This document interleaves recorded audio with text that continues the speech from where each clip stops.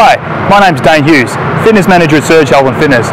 Today we're going to talk about how to correctly perform a barbell squat, demonstrate the barbell squat, and talk about some common mistakes that we see in the gym when people are doing the squat.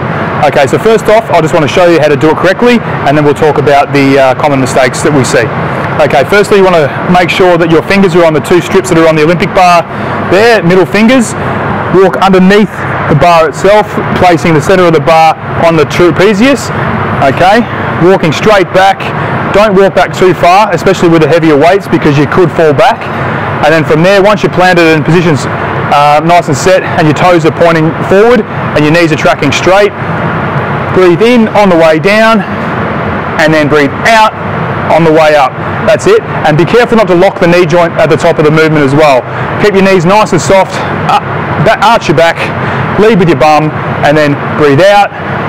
Nice easy squat on the way up. There we go.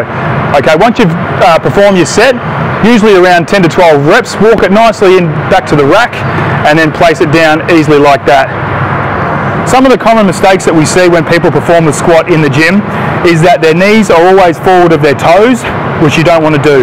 The reason you don't want to do that is because that will place a lot of pressure in the knee joint itself and potentially cause long-term damage and ligament damage. You don't really want to do that.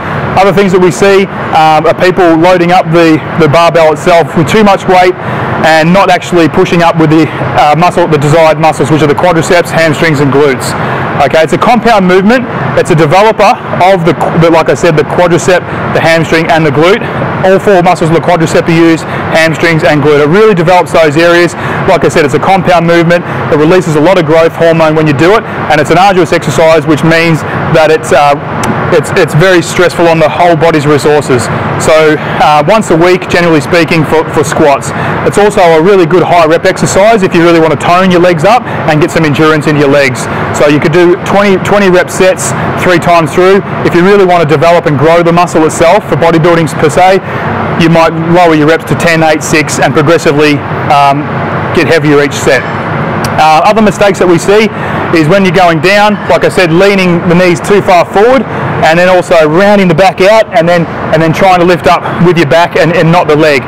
Okay, so you want to make sure that the feet are nice and flat when you're at the bottom, and you're really pushing through that quadricep and hamstring and glute, and using those muscles as opposed to sort of straightening your legs and then lifting it up with your back.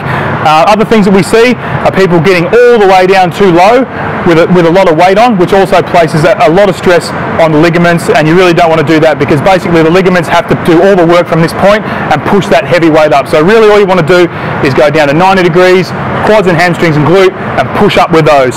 Okay, other things we don't want to do is I see people using plates coming up on their heels, which automatically puts their knees over their toes and puts that stress back onto that knee joint. So there are a few common mistakes that we see in the gym doing the barbell squat.